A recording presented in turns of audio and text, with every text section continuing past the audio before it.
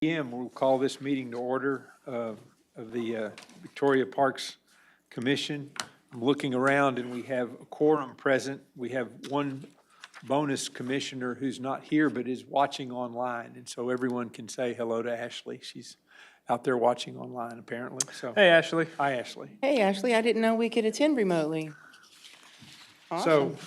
we will proceed first with citizen communications. I don't see anyone, but I will announce that now's the time that the board would take communications from the public if anybody wants to speak.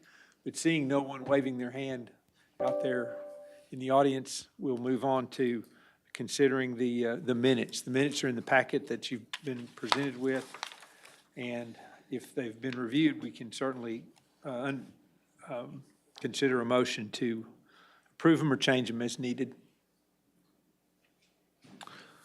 I'll make a motion to approve the minutes as presented. Okay, there's a motion to approve the minutes as presented. Is there a second? Second.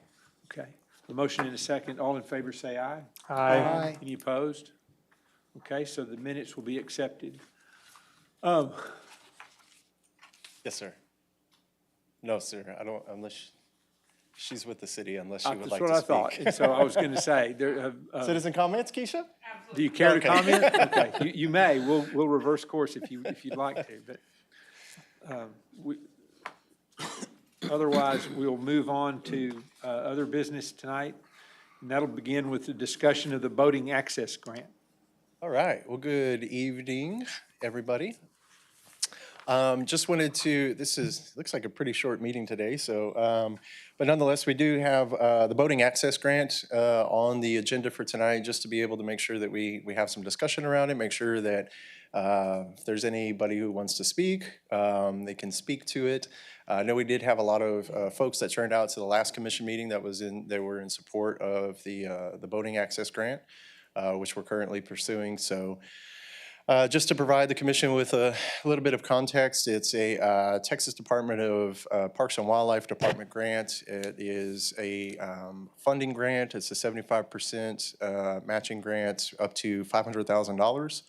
And so we are pursuing that boating access grant, which will help fix the current boat dock that we have across from the Rose Garden, as well as start working towards our Parks and Recreation master plan goal of creating that additional takeout that would be near the pump house. So we've already engaged a engineering firm who we're currently working with, already working on the grant document, over the last probably 3 to 4 weeks with our grant administrator, Katie Conley, and working with their team. So over the next 2 to 3 weeks, we'll be meeting with them fairly regularly, making sure that we've got everything that we need to in the grants, and make sure we've got all the I's dotted and the T's crossed before we click the submit button.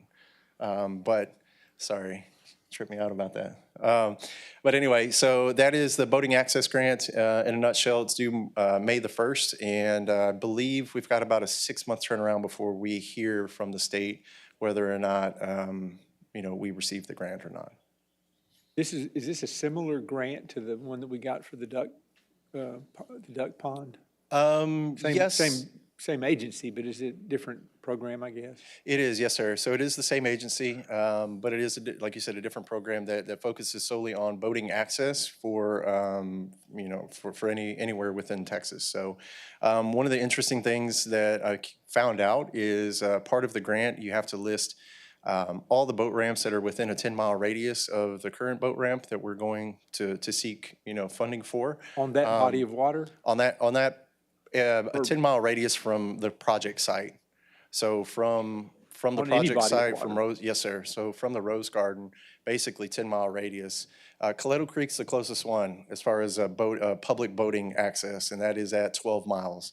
So there isn't any other boating access, public boating access that we could find just, on the internet within a 10-mile radius of the one in Riverside Park. So just a little interesting note.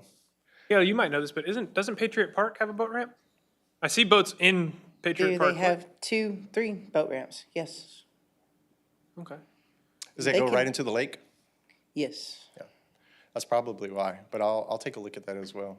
look at Patriot This would be Park. into. They could be in And they need have of fresh body repair. water. Yeah. They could be in need of repair as well. Where did you say the other ones you found were? Coletto Creek was Oh, the Coletto closest Creek, one. okay, Yes, sir. all right. Yeah, that was the one that pulled up on all the maps. I kind of did the same thing. I was scratching my head going, surely there's got to be something closer. Went all up and down the Guadalupe for probably up to Cuero darn near. But yeah, a lot of it's Thomaston. on private property. There's one in Thomaston at an RV park where the folks get in to go to This would be the. public boat ramps, not on private property? Correct, public boat ramps. Well, and also, I mean, those things, that thing at Thomaston's just, I mean. It's just I the mean, you only can- ramp you can that do people it. use. You can get in there, but you can't, I mean, it's not like it's advertised and it doesn't, there's not a sign saying, public, go down there and do this. Well, yeah, there's also I think that. they'd probably run you off if they call you down there. That Guadalupe one right there past like Fox Road on, I've seen people putting it and taking kayaks out there, but again, I don't know if that's actually a public boat ramp or not.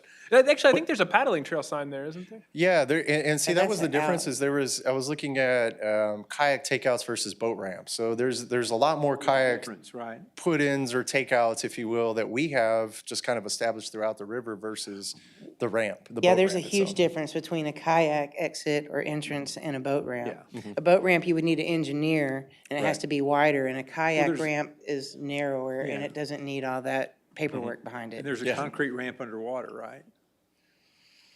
For Yeah, the boat boating? ramp would actually go Yes. down. It's submerged, yeah, Right, because you right. got to be able to That's drive what down. happens at Patriot Park, right?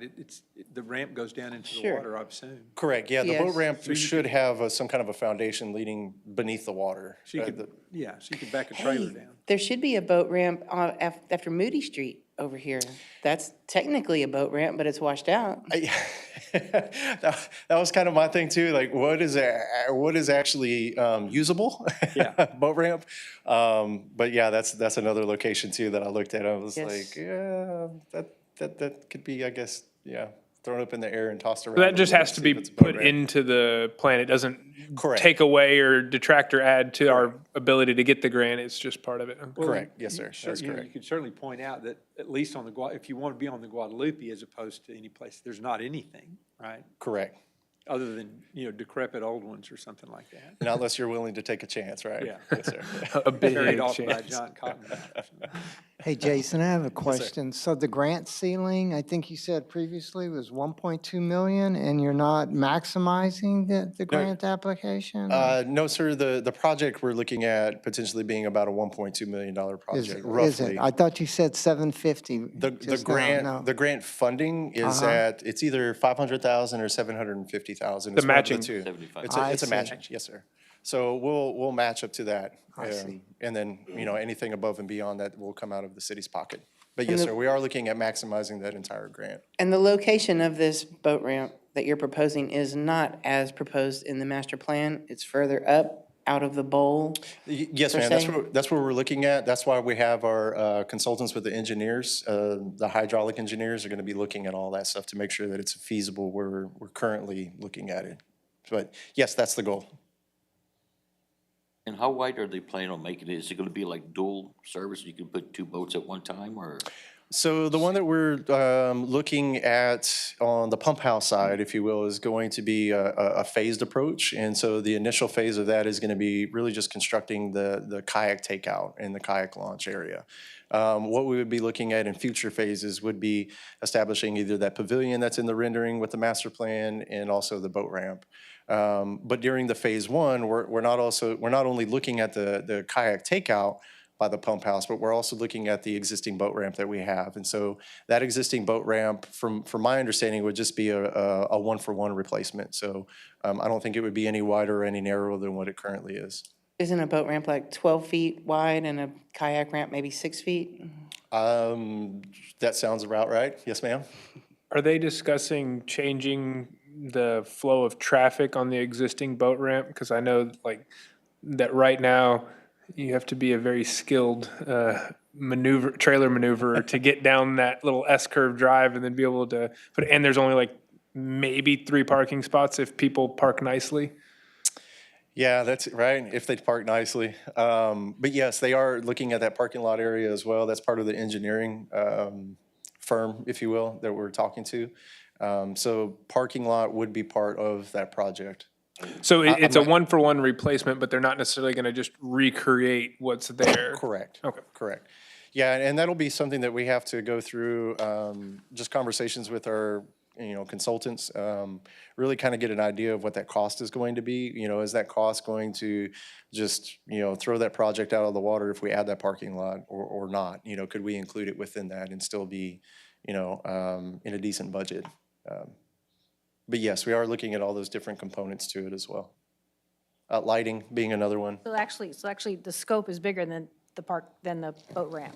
Potentially, yeah. I mean, it all is included with it. I mean, the parking lot could be part of the boat ramp project because it's one and the same, right? You need somewhere to park for your boat. So, there's definitely some things that we can mesh together as part of that. But yes, ma'am, it's not just boat ramp and takeout. Good. We'll have a better idea once the engineers Right. have Yes, sir. taken that up. What's the timeline on that looking like? So May 1st, so we've got about 3.5 weeks to get it knocked out. We're just a little under 3 weeks, so. The engineering, I know the engineering services, we've been working with them for probably, 3 weeks, 2 weeks now? 2 or 3 weeks. So I know they've been rocking and rolling. I'm not sure what all information they've been able to provide us, but I do know that they know the timeline as well. Do you need anything from the commission? No, sir. No, sir. We just wanted to, again, bring it up. That way we had opportunity for discussion and then just it helps with the grant. I didn't know whether they wanted a resolution or anything like that. No, sir. I think we're good. I appreciate it. That's all I have. I'm sorry for the grant, unless anybody has any questions. Move on to item D2, the department update.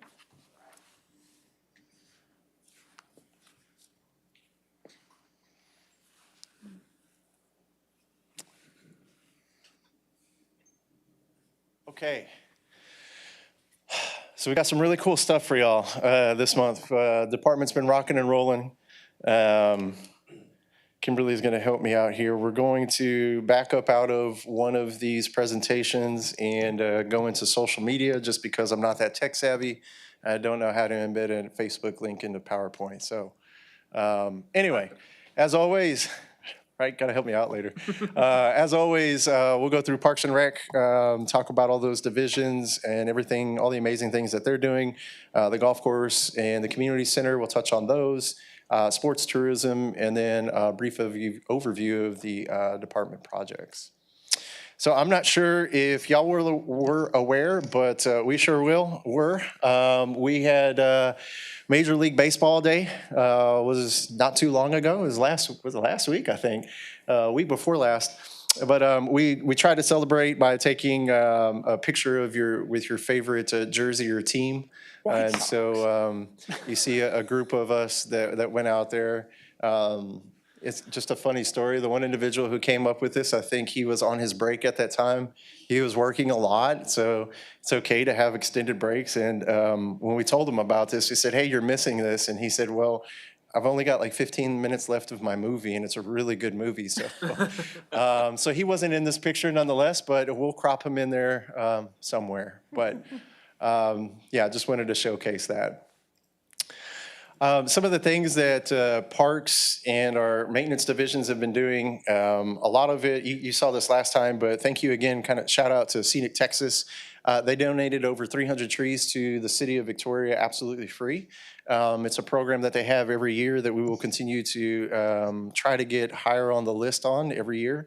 They do have our name and our number. They know that we're interested, and we can receive up to as many trees as we want, in the thousands. But we were able to take 300 of these trees from Scenic Texas, and we've actually planted already over 150 of them throughout Riverside Park. I've got a couple pictures later in the PowerPoint presentation, and you'll be able to see those. So they've been doing really great stuff. Again, they finished up with TAF Winter Games. As you may recall, March was the last month that we had the TAF Winter Games this past year, so it was 3 months instead of the 2. So we've been rocking and rolling on that, really just trying to help them out. Splash pad preparations, we're getting those ready. You may recall the last meeting that we had, I showed you pictures of Ethel Lee Tracy and the community center splash pads that were getting repaired. I'll go into that in just a second. But I think we're good to go with Ethel Lee Tracy, right? And then community center, we're still working on there's some issues over there that they didn't get finalized that we need them to come back and take a look at. So trying to get that completed and up and running. And then we did assist the zoo with just random things. We helped them with tree removals, we helped them with debris removal, and this was just happened to be one of the debris removal times. They asked us to take out a building, and we said, absolutely, anytime we can destroy something with a big piece of equipment, let's do it. So that's what we did. I don't know who that lucky person was. I know it wasn't me, but they got to tear up the building, put it off to the side, and environmental services came by and picked it up. So again, just some things that we're trying to do, working a little bit more in partnership with the zoo, and trying to help them out as much as possible. With all that being said, we've got one of our employees over there on the right-hand side. He's taking out a tree over at the dog park. The dog park is rocking and rolling. Got some slides on that as well, and we'll go into that in Izzy's memorial whenever we get to that slide too. But one of the things that we've been really pushing on the maintenance end and throughout the department is data. Data that we haven't ever collected before. Data that's really, to me, coming from a park operations side, is something that's truly needed to be able to figure out where our gaps are at and where we're putting too much time. Believe it or not, you can't spend too much time in one location, and we don't need to be doing that. But part of the data collection I wanted to provide you is this map. I think this map is really cool. You may or may not remember, but last fall, we closed down the RV park. We shut it down for a month. We brought it back up, and part of that new policy is for the people who are now reserving those spaces are supposed to come into the office first to be able to even use the space. And so what we've been able to do is actually double our revenues over the past 3 months or 4 months that we've had open. So A, that's a plus, but B, we also get to figure out where these people are coming from. Well, half of the people that we know of come from the state of Texas. The other half come from outside of the U.S. and inside the U.S., but outside of Texas. So we've been able to track some of that, and a lot of it's just, hey, where are you coming from, or, driver's license or what have you. But I thought it was a really cool snapshot to take a look at this map of the U.S. and see where folks are coming from. A lot of them are winter Texas. They're coming from the north. But you had some that are coming from way north, like Canada, and some that aren't even on this continent. They're in Switzerland. So it's really interesting to meet those folks and to hear, their side of Victoria. So we definitely get a different perspective from folks coming from outside of Texas and even outside of the U.S. So really cool stuff. Some more of the data that we've been tracking is, you can see that little box on the left-hand side. Over the course of the last 6 months, and I'd say it was the last 6 months of last year, we started having our maintenance team tracking their hours. And it wasn't because we just really needed to know where their time was spent and we wanted to know what exactly they were doing every minute of the day. It was so we could get information about where we're spending our time. And so what we were able to find out is that we spent over 3,000 hours at the YSC and the ASC. So that's the youth sports complex and the adult sports complex. I don't have them broken down into more than what they were doing. While it is on that spreadsheet, I just don't have it broken down here into what those 32, almost 100 hours consisted of. I can tell you that we spent 3,200 hours at the ball fields. And more than likely, a lot of that was field preparation and field management, turf management. So it takes a big team. It takes a big team to handle all that, and that's just the ball fields. You go down to the next one, 744 hours just at Riverside Stadium. That's just the ball field. That's not Riverside Park. You go to the next one, that's over 5,000 hours in Riverside Park. And I can tell you that's probably more of mowing and weed eating, just general landscaping maintenance than it is anything major, like major projects. So, I mean, you add up Riverside Stadium and Riverside Park, I mean, you're sitting at almost, 6,000 hours. You equate that to 40 hours a week, and that's a lot of people for a lot of the year in Riverside Park. In addition to that, like I was telling you, we're doing more tracking all the way across the board. Our RV park rentals were up to 575 days when we took that snapshot. So again, it can translate into better stories later. It's just a really quick snapshot, I think, for right now, to kind of get you used to some of that language that we're talking. 5,050 hours or man hours, that's one person for 1 hour at 5,050 hours. And so that's how I look at the operations. I look at the hours that we put into each specific park and each specific thing that we do. That 6-month period ended which month? It was at the end of December, so it was the end of So it's last a year. calendar year? Yes, So sir. half a calendar year? Yes, sir. Yeah, I haven't even tried to go into 2023 yet. I just wanted to take a quick look at 2022. But we're getting close to having that one full year worth of data at this point. So about 2 more months from now, we should have a full year's worth.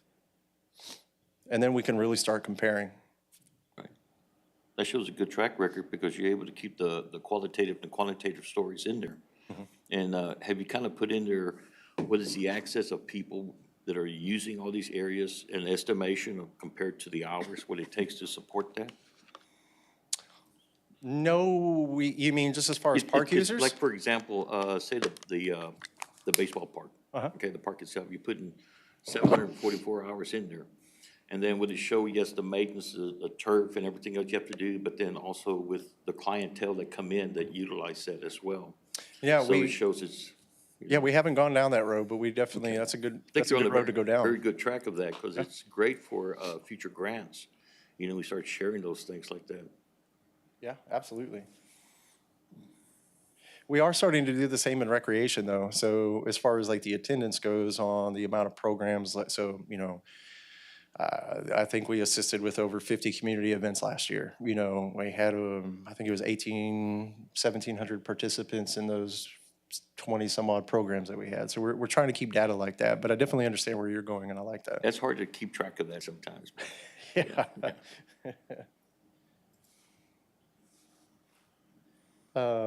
Any other questions on the park maintenance? Okay. All right, so now I will go into recreation. And we're going to do something a little bit different here. Kimberly's going to take it away, but we will go through what we actually, because recreation, I told you last month that we've been focusing on a lot of different things. So we've got a whole lot of stuff that we have been doing, and then we'll talk about all the stuff that we're going to be doing.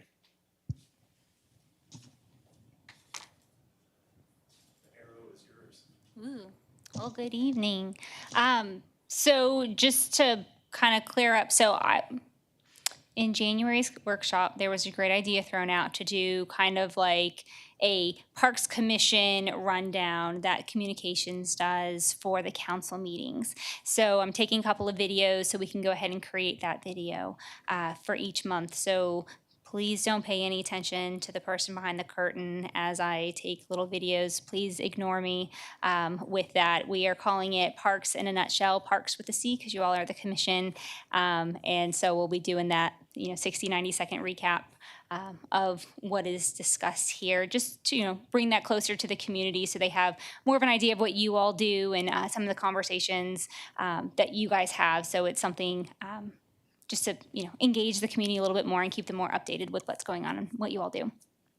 So as Jason said, we have done a ton of programming. It's been so much fun working with them. So we've done everything from passive programs of having an exercise trail for Easter along the hike and bike trail and the nature trail in Riverside Park with just different exercises to do along the way. Wildflower season is here, and I'm sure everyone's tired about me hearing the wildflowers. They're so pretty in the parks. And so we've had wildflower bookmarks that people can come down to the office to do. They went like wildfire, the wildflowers. And so that's been really fun engaging the community that way, having them stop in the office. And then we had the Easter egg hunt last week and 2 weekends ago. We partnered with Town Square Media for that. We hosted a toddler dance party. We celebrated Pi Day, March 14th. And we have our regular leagues going on with our kickball and softball leagues, co-ed, upper and lower men's, and our co-ed kickball. I show them pictures. Pictures. There's more pictures? Oh, man, check this out. So we've done all kinds of things. We went out to the health department and we did a Dr. Seuss day with them. And it was Dr. Seuss, so we went fishing with, 1 fish, 2 fish, red fish, blue fish. We have our toddlers in the trail, so we have a great monthly or a weekly program with toddlers. We get them outside of the parks, introducing them. It is so much fun. That's our pie day. One of our winners of our see a staff in the park with a pie, 314 on 314.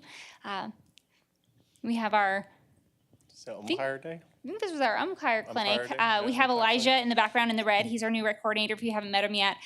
So they were, going through their umpire classes, getting ready for the kickball and softball. We had some teams out for some scrimmage. More great toddlers. Boom, boom. That was a really cool one. That was a good event. That was our botanical bash that we had. So we had plants donated, and we were able to go out, plant some flowers. People can bring them home. They can plant them in the yard, plant them in the window. Just have it grow, be all pretty. A lot of really cool stuff that they've been doing. Again, we've been trying to focus on just activities that we could just, I guess, do continuously throughout the year and throughout the seasons. And so Recreation's been focusing on that. And as you can tell, they've been doing a really great job. A lot of good turnout, a lot of positive comments. And so definitely excited about all the things to come that Kimberly will mention here in just a minute. So we also launched so we did Art in the Park last year, and we're really focusing on creating a space for teens, and we're doing outdoor teen painting every month as well. So we're excited to have that space for teens, for them to come out, hang out, paint. It's a little therapeutic. It's really nice. And have that space Where for do them. they paint? What do they paint? They paint what they feel like painting. So Like on a canvas? we do provide canvas and paints, and then they can come out and they can have some guided help from staff, or they can paint what they feel like painting. Just a way to get out there and express some emotions, or just end the week. It's on Fridays. Once a month. It was at Grover's Bend. We do have it scheduled for the end of the month at Grover's Bend this month as well. And then in May, we'll we'll do it out in Will Rogers. We know Queen City has quite a few teens out there, so we'll be offering it out there. We also launched Out in the Nature, Afuera en la Naturaleza. Sorry. I tried. So that's Out in the Nature. So it's a bilingual toddler program that we kicked off to the community this past month. I want to backtrack a little bit. On the teen painting, is that something that the staff is coordinating and doing, or is it like an outside vendor? So that we do coordinate that one. So yeah, we have staff out there leading it. Last month was pretty good. I think there was a dozen or so kids that came out. The it's like teens are 20, kind of one of those 25 ones that teens. are like, you never know if it's gonna make or not. And it turned out really well. It was good comments. So yeah. This is something that we heard from Teens Grounded when we went out and we talked with the teens one night. They did say they wanted, they would be interested in doing some like art programs, an opportunity to go out and paint. So it was an idea from them that they wanted to do. And they made it successful too. They did. Yeah, like 20 or 25 kids came out. So it was really great. Coming up this month, on April 17th, it's Go Fly Kite Day. So we'll be out flying some kites out at FLE Tracy. We have Riverside Camp Out and Movie Night. We're going to be moving it from Grover's Bend up to Elder Field this year. And MLK Park is celebrating a birthday on the 21st, on April 21st. So in the afternoon, we'll be out there. So come on out, grab a cupcake, celebrate the park's birthday, and we'll be having some different activities going on out there. How many years is the park celebrating? How old is it, Kimberly? Remember? I don't remember. We'll have big balloons out there that says the age. Come on out and we'll have that many candles. We also have tennis game day. So we have a staff that played tennis in college. So last year she hosted a lot of clinics with tennis, and we're bringing it back. So on the 16th, on that Sunday, we'll be doing a game day. We'll be bringing back some beach volleyball, and also be hosting the Junior Home Run Derby through MLB. So again, a lot of stuff happening in recreation, and that's just the recreation division, right? That's not in addition to the sports leagues and the programs and all the sports tournaments and golf tournaments and everything else that we do. So again, recreation has been stepping it up this year, and they're going to be in the face of everybody this year, most definitely. So it's going to be good times. This thing was really cool. So Kimberly came up with this challenge. Every quarter we have a department meeting, and we bring all 50 employees together and we talk to them about all the really cool stuff that we've got going on. Of course, part of the challenge with that is that you've got a lot of maintenance employees that are used to working with those maintenance employees. And so we want to break down those silos and get everybody intermingled together and start working together. So over the course of the last year, every quarter that we've had this department meeting, we've always had an icebreaker. A lot of those are typically team building challenges, such as the spaghetti tower, marshmallow tower challenge. We did that one time. And Kimberly and I were talking, I think it was the day before our quarterly meeting with the department, and she was telling me about this tinfoil challenge that they were going to be doing, and I just thought it was hilarious, and we were talking about it, and I said, you know, it'd be really cool if we were able to put those dinosaurs inside of the lobby and just show the public. And so through that random fun conversation that Kimberly and I had, we decided to come up with a challenge, and it was a challenge to the community. Every quarter that we have every quarter that we have a department meeting, our icebreaker challenge, if you will, we're going to challenge the public. And so this challenge was the dinosaur foil challenge. And so the group was broken down into, I think, 8 or 10 different groups, and they had a little more than 7 minutes, but they had some time to basically make their dinosaur out of tinfoil. And it was really interesting because you really start to see all these random ideas come together, and these people just breaking out their pocket knives and making holes to be able to put legs through, and just all sorts of random stuff, right? So with that being said, I'm going to back out of this and go into our Facebook because I need some help on that later. And I'll show you the dinosaur foil challenge. And the next one that I want to show you is another social media clip and what we're trying to do as far as social media is concerned. So we're really trying to get out there, be more engaging. And so if you don't follow social media, our page, I would suggest that you do, because there's a lot of really great stuff that's coming out of that now. Part of what we have on our team is somebody who is a major in marketing, international marketing at that. And so giving her the opportunity to do what she does comes with some really great product. And so this is what it looks like.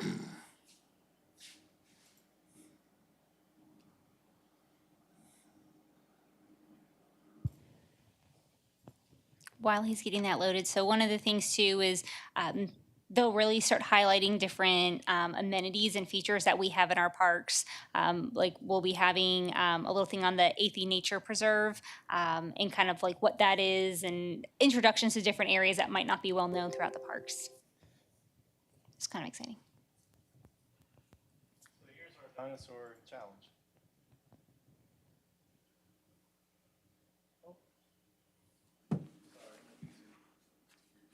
Look at that.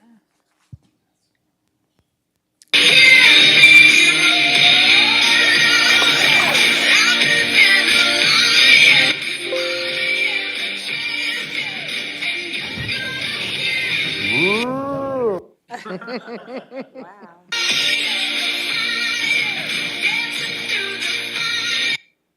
The next one is a really quick one, and it is for the dog park. I saw 2 cats at the dog park a while ago.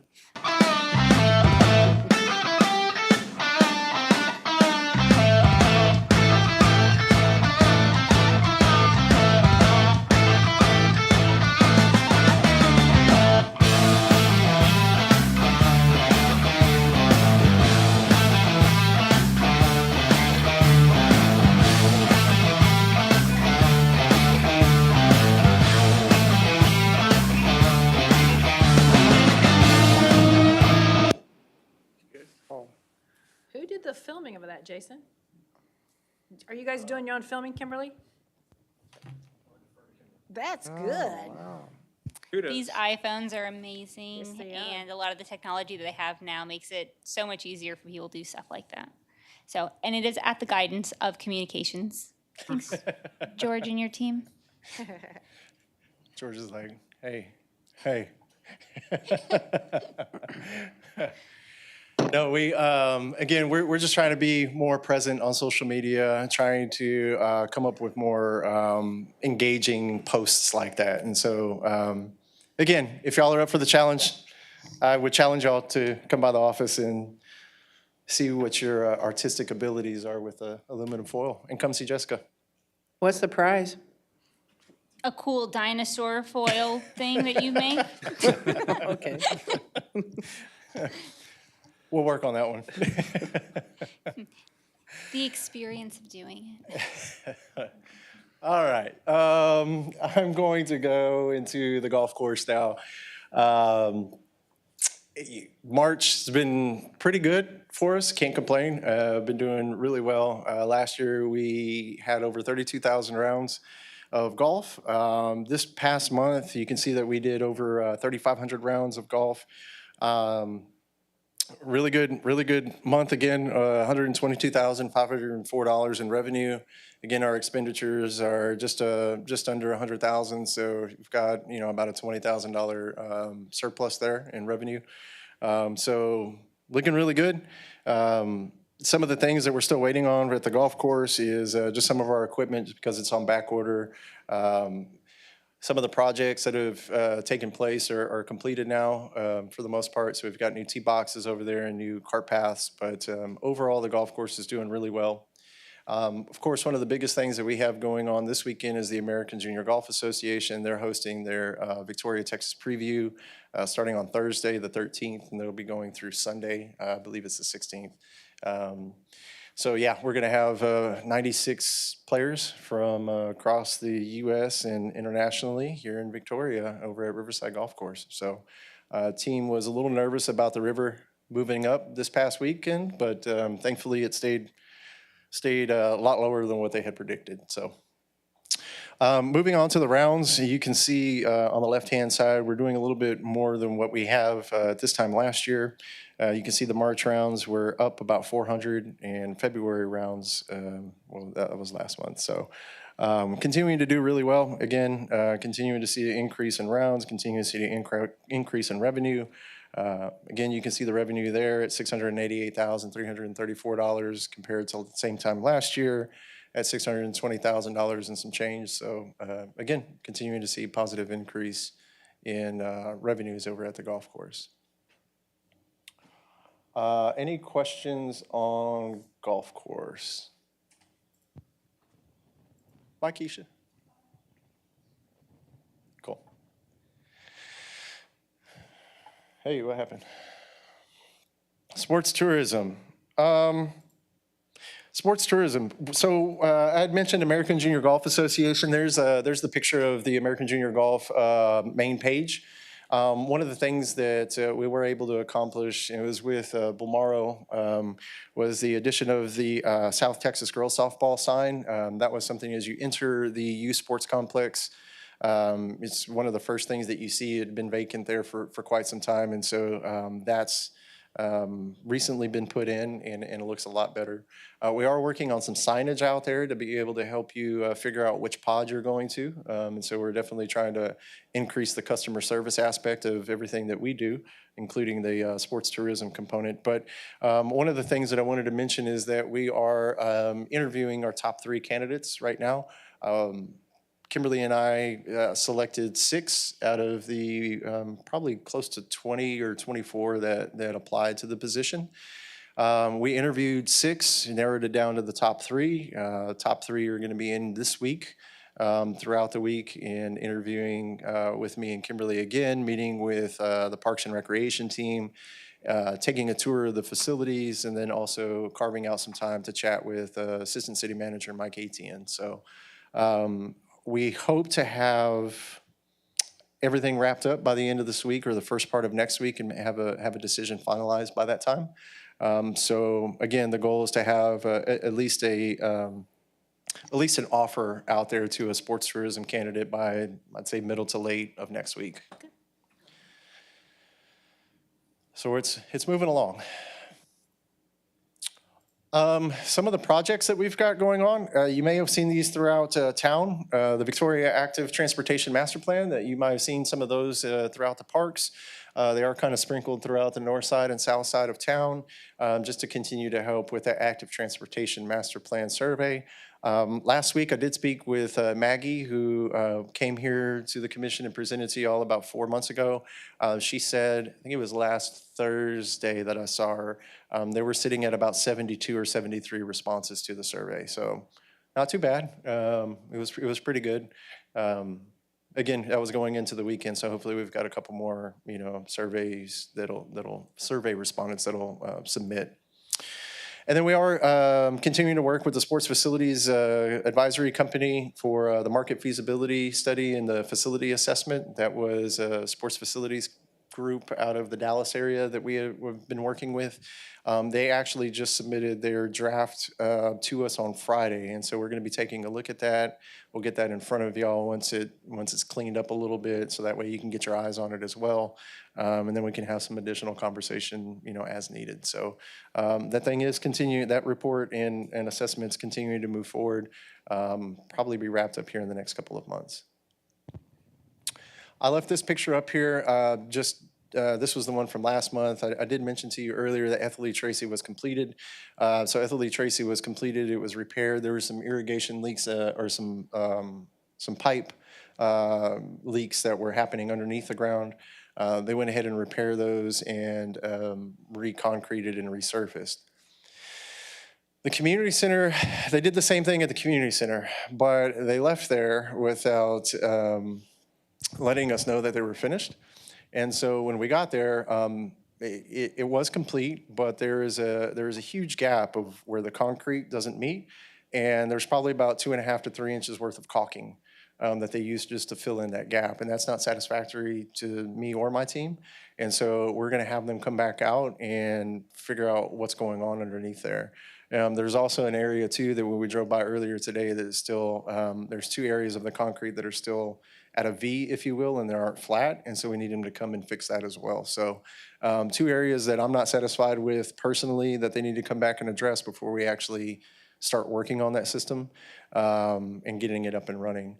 I can tell you that we are preparing as much as possible on the community center side.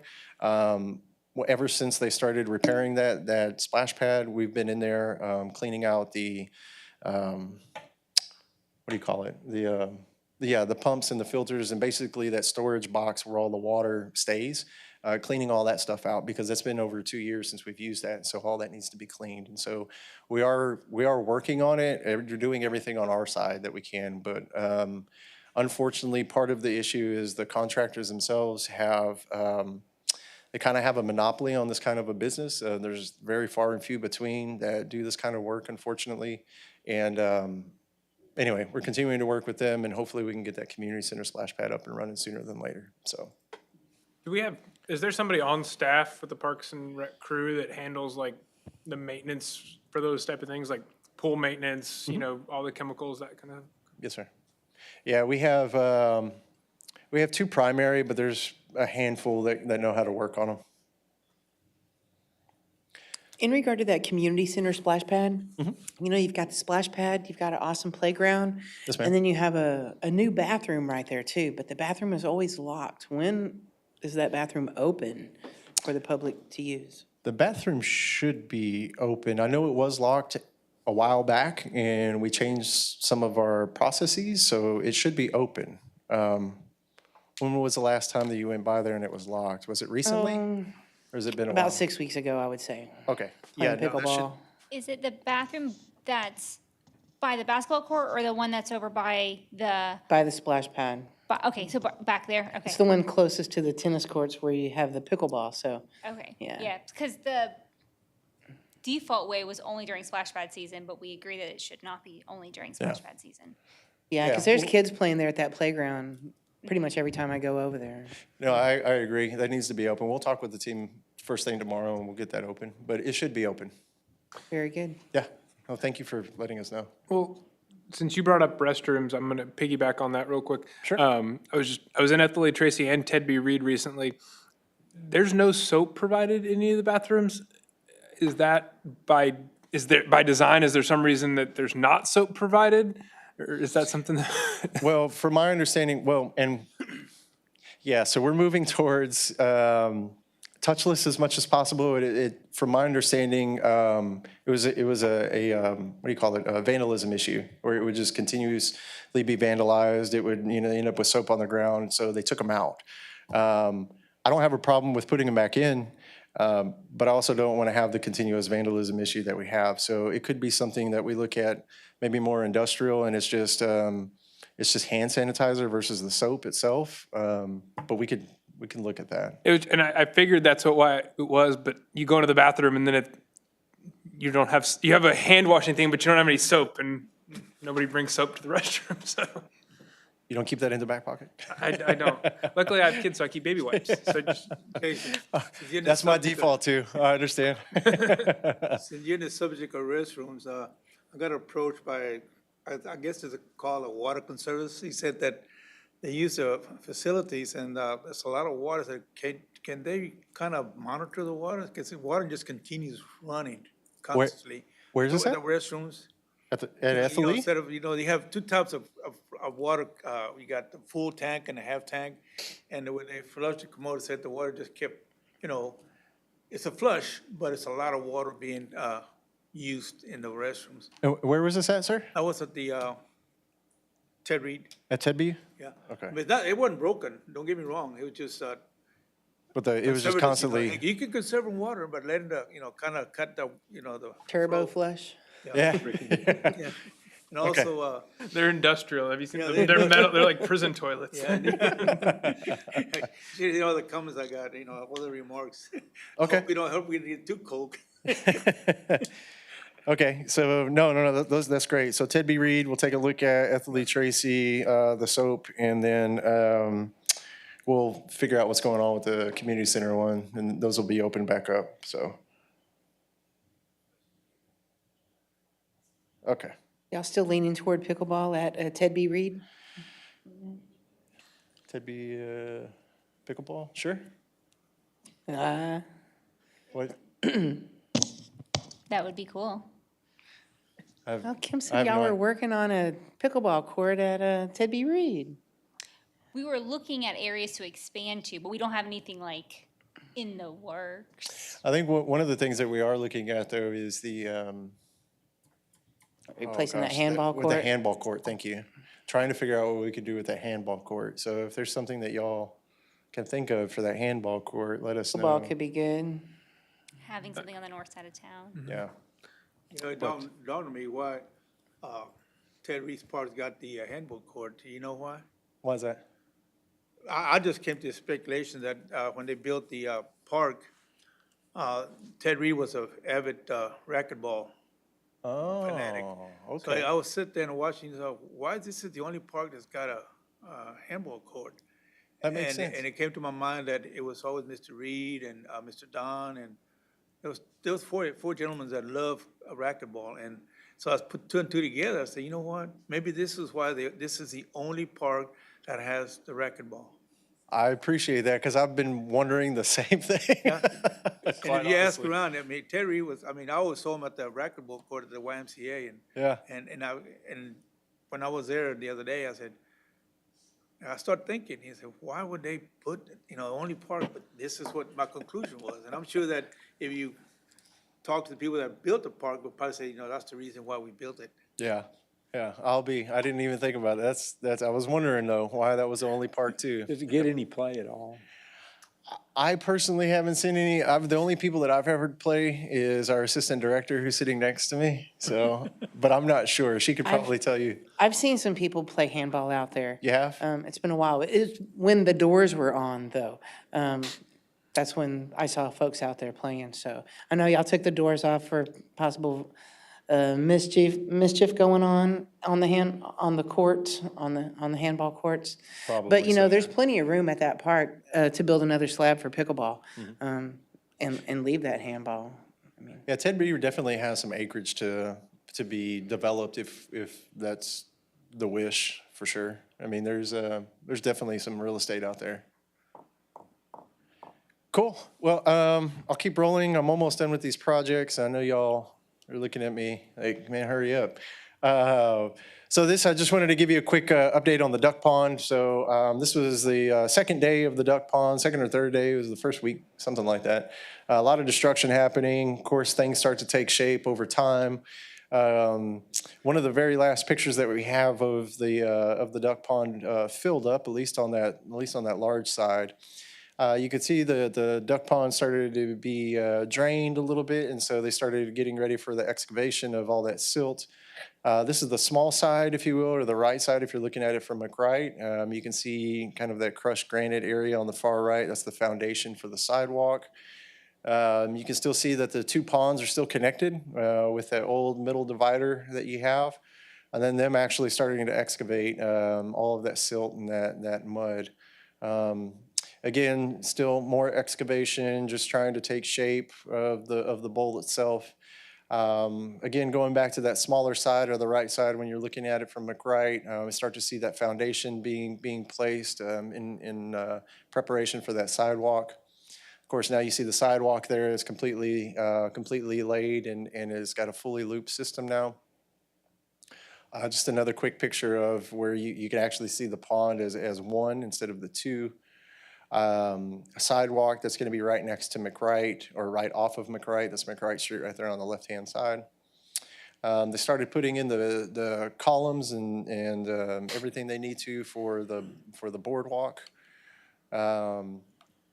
This right here is actually from the golf course looking towards the duck pond. So this is that backside connectivity, if you will. The far right-hand side, you can see the shed. Right in front of that shed is where the boardwalk is.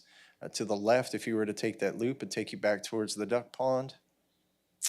And then one final picture. These folks have been, they've been really rocking and rolling out there, Lester Contracting. They've been doing a really great job and having a really great time working with them on this project. This is a picture of the gazebo entryway. You can see the ramp leading to where the gazebo will be at. You can see all those white dots on the left and right side of the concrete path is just salt rock. So whenever that gets removed, you'll see those divots of rock, if you will, in the concrete. So it just gives it a nice finish, if you will. It's a nice pattern. And then the far two pictures, they're a little hard to see, but I do have some pictures here in just a minute. I was telling you about those 150 trees that got planted. Well, there's a good portion of them right there. That sidewalk on the left-hand side, the bigger picture, that sidewalk is to the left is the duck pond, to the right starts the golf course. And in the background, you can almost see a golfer back there. But this is to help reduce the amount of golf balls that could potentially come flying from the golf course through this area. So we have tried to be really mindful and place them throughout. Again, if you go out there now, it looks completely different. There's, again, probably 100+ trees that are just in that one specific area. So that's been going on pretty well. This is the dog park. I have a question. Yes, ma'am. On the duck pond, so when I walked it this morning, I noticed that, well, the sidewalks look great. I mean, the whole thing looks great. There is no construction, fencing, or any kind of barrier now between the road and the sidewalk and the sidewalk on the pond. Is that on purpose? No, that should be, we're going to have to put that fencing back up. Okay. That fencing should be up. Because I was able to walk it. And I was Yeah. like, No, so the I just- fencing should be up. Okay, So I think they had removed that metal fencing on random one day, and we came back and we're like, oh, the fencing's gone. That needs to get back up. So, yeah, there should be fencing up though. Also at the duck pond, on one side of it, there's like a whole bunch of, I don't know, old trees, and I was wondering if y'all are maybe making a habitat for the fish, or is there going to be like an artificial habitat within the pond for the fish? Yes, ma'am. So let's see if I can go back a picture or two. I But didn't there- see a picture of it, but there were like a whole bunch of trees that were on the right side of the pavilion. Yeah, so there is, Yeah. in this that was an picture, early, it was an early on decision to go ahead when they took those trees out to go ahead Yes. and lay them down and kind of beat them up, so it would be habitat going into it. So, Yeah, so a lot of those cypress trees that we took out from the middle are laid down there for fish habitat. We worked with Texas Parks and Wildlife Department Inland Fisheries Division to create that part of it. So in addition to not only that fish habitat that we have there, and working with the Inland Fisheries Division, we also, trying to get to it, we also have, you see on those two pictures on the right, they look like gravel beds that are in that, those are for fish spawning. And so those were intentionally put in there for the fish to be able to spawn and So will create new water come life. up from there or something? I'm sorry? Will water come up from those or? Bass like to nest on rocks, so. like- Right. It's just gravel or rock. So it was, the whole project was really created around that fish habitat, to your point. So reusing the material that we took out for fish habitat, actual areas, working with inland fisheries to create these gravel beds for spawning and reproduction, and then the diffusers and the fountains for your sensory and just your water circulation. And so there's a lot of different components that were put into place with this, but fish habitat for sure was one of those. hey, Jason, and today I ma'am. saw that the fountain lights or the fountains were in. There are two of them? Yes, ma'am. There's I two, saw two at least. should be, yes, there is two of them. Okay, Yes. Yeah, and those are, that's gonna be cool. it is. They'll have different lights, different Yeah. types of fountain streams, if you will. So, yeah, it's gonna be a really nice project when Are the it's paddle over. boats coming back?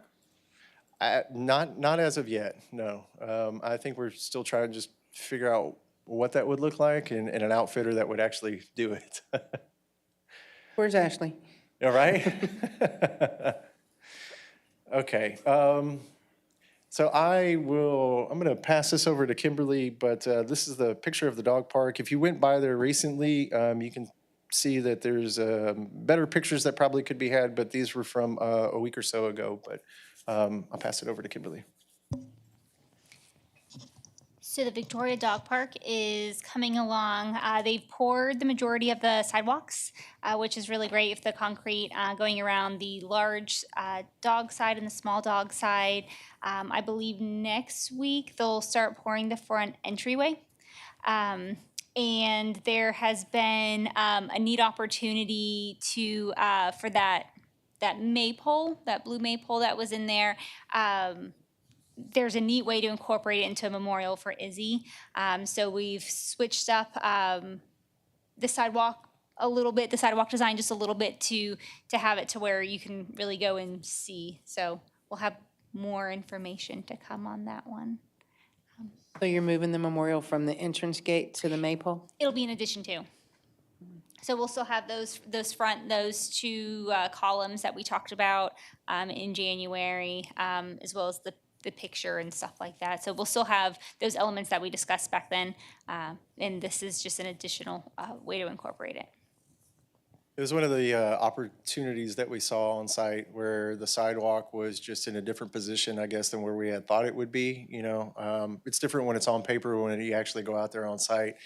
And so we started talking and said, you know what, we need to incorporate this maypole a little bit better and be more intentional with it. And that's kind of what we came up with is how can we intentionally make this something where people can stop and visit, you know, maybe for Izzy's, you know, another location to memorialize Izzy. You know, there was conversation with her family. Her mom, I believe, was the one that mentioned that she wanted a nice area just to be able to go sit and just remember Izzy. And so, you know, providing another opportunity, I think, for her would be, you know, just a cool thing to have, you know, for her to be able to have that option to either, you know, remember Izzy there outside of the dog park entryway or actually going inside with maybe one of her pets or something like that and have that time. So kind of with that being said, we are working with Half Associates. We've entered into an agreement with them to work on some professional services for Ethel Lee Tracy entry signage. So we'll be bringing that to you as soon as we start actually getting some movement and something for you to be able to see. But they were also going to, because we've been kind of going back and forth with Brent Luck, our current consultant on the dog park, but Half is also going to create the design for Izzy and that archway. So we're going to be working with them over the course of the next couple of months and really trying to nail that down and get, you know, something that we can show you. And so once we do that, I know we were talking about bringing Izzy's family back up here, and I know that was something from the commission too, that you wanted to see and continue that dialogue with her. But obviously, once we have something a little bit more visual that we can show you, it'll be better conversation at that point. Seems like during our workshop, we were talking about maybe getting rid of the maypole, but now that you're going to incorporate it, so. Yeah. Yeah, we did. I think that was one of the things we were tossing back and forth. And I think what ended up happening, ultimately, time got away from us. And next thing we know, we're out there on site and it's like, okay, we either need to do this now or we just need to incorporate it some way. And it was just, I don't want to say easier, but I think it was better for us all to just have it incorporated and create another opportunity for Izzy's family. About 30 foot tall or? Roughly. there. Yeah, it's a good ways up.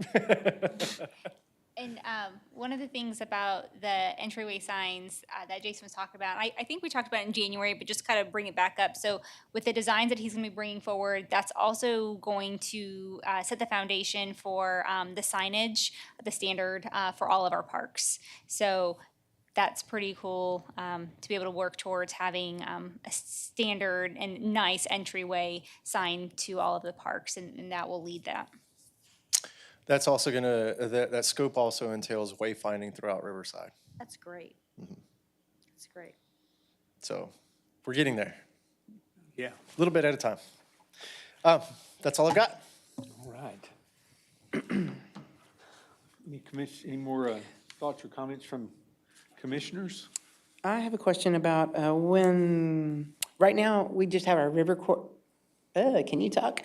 We just had our river crest at 2100 CFS, and you've got Grover's and Fox's closed. When will they reopen? Because I really didn't see any water on the road or even coming up. So is that just a safety thing or? No, that's a great question. We will probably open it up tomorrow sometime, and I will communicate that to our communications department as well. So just so everybody knows, we always go off of the historical data that we have for the river. And historically, it's telling us that you're around that 21 foot mark, there's going to be water coming over the Grover's Bend and the Fox's Bend area. Commissioner Repka had mentioned, that's not the case. I think part of what's happening is that with each flood, erosion happens in certain areas and some more than others, but I believe it's eroding on the far side of the park's riverbank and not on the park side as much as it has been. And so what that's doing is creating more volume on that side and less inundation in the park side. And so what we're realizing is that those numbers aren't accurate anymore. Things are changing as the river changes, just the flow of the water. So I guess I say that because a lot of that history that you may see on the NOAA sites are just that they're historical and they're not up to date, unfortunately. So I think we're going to be able to have higher thresholds to some of those areas and keep them open longer, is my point. Another thing, you mentioned the pooling. I did see some more pooling today driving through the park, like by the restroom. So you go to the zoo and then come up to the restroom right there, and then you're turning off to the side to go around the loop. And that there's like two little areas there that are starting to pool and maybe try to wash out, getting closer and closer to the road. Okay. So are y'all looking at maybe reinforcing that like you did a space by the duck pond? Yes. Yeah, that we're working with Ken and Katie on that both. Ken on the public works side and Katie on the grant side. I think Katie's looking at some large grants for that to be able to help with the bulk of the erosion. But yes, ma'am, we are looking at that. And I got one more thing. Sure. In regard to all the trees that we're gonna be planting, that's like super awesome.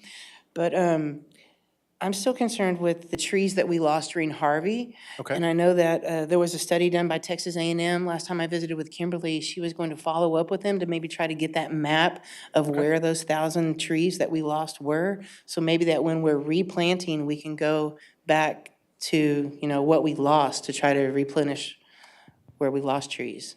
Okay. So, and do you have a map of your new trees aside from right by the new duck pond? Like, where are you spreading them out at? I don't currently have one, but I can get one. Okay. Absolutely. I'll get that and I'll share it with the group. And I know that last time we planted trees, there was some planted on the disc golf course on the Riverside course, like on holes 8, 9, and 10, the fairways. And I took a look at them just a while ago, and about out of 8 trees, 2 of them survived. So do we anticipate a higher survival rate next time for the next round of planting? Oh, we hope so. I mean, a lot of that's going to do with the supplemental watering and then just the conditions themselves. One of the trees that we planted over at the RV park was already getting damaged from some kind of wildlife, and so it actually destroyed that tree. So there are other things that we have to contend with, but if you're going out and you're planting, typically it's a 50% survival rate. So if you go out there and you plant and just let it be, typically half your trees are going to survive and the other half will die. So yes, we were hoping for a higher survival rate than what we currently have.